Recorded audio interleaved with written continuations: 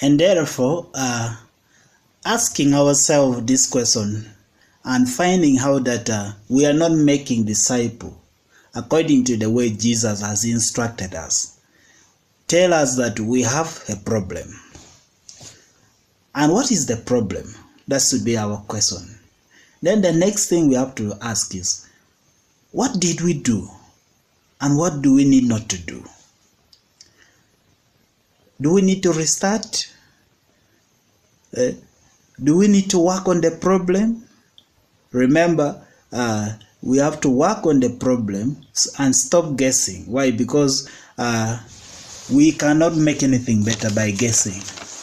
So in other words, this now defines as the big picture of growing intentional disciple making.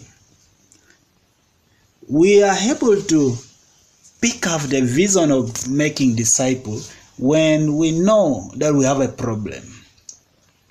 The reason Jesus himself did that, because he knew there was a problem.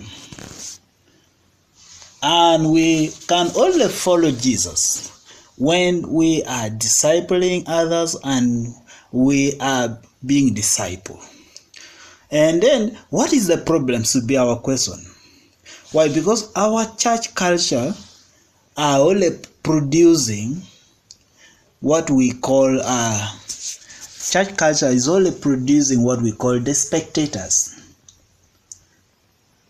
So we have to learn, what does it take to reproduce disciples? And we have to ask ourselves, are we really reproducing disciples? That should be our question. And then if we know the problem, then we come to the second point. We ask, what is the solution? What is making us? What should be the solution so that we can see our church making disciples? Just like Jesus said, go and therefore make disciples of all nations. So we come to this point to explore the problem so that we can have the solution.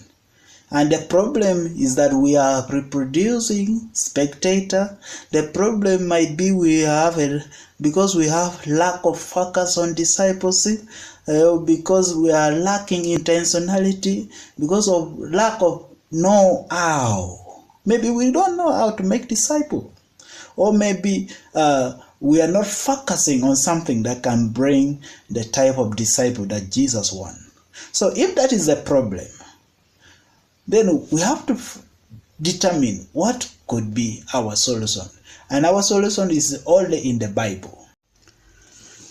So with this understanding, it brings us to a point where we get to know that our church are full, but we are not people who can make differences in the community, because we only know how to be inside the church building and we are not making disciples.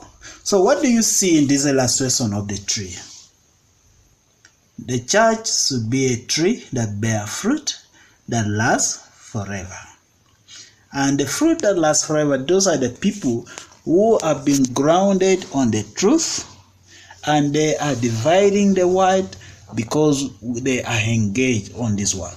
So the churches are full, but there is no community transformation. Why? Because the purpose why the church is so that we can be able to have community transformation. So we have to ask ourselves that is our church community or church culture really helping in transforming the community around us? Is your church culture really transforming the community where the church is located? Do we have the right culture in our church? Do you feel hopeful? Do you feel inspired? Do you feel discouraged or encouraged? Do you feel motivated? Do you feel like you are inadequate because of the church culture that you have? Those are the best way we can brainstorm and explore what went wrong. And the way we feel things will help us to react to them.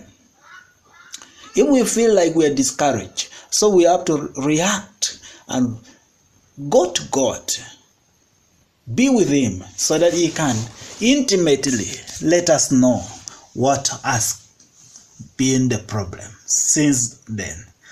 So for us as disciple maker, growing intentional disciple making culture is a process that serves ministry leaders and their church to seek to train, equip, and send the disciple of Jesus into communities as God transform our community. So even if we are going to the community, we trust and believe that God is the one that is transforming us. And that's our prayer. So we pray that even as we live this life, we know that as a community, God has brought us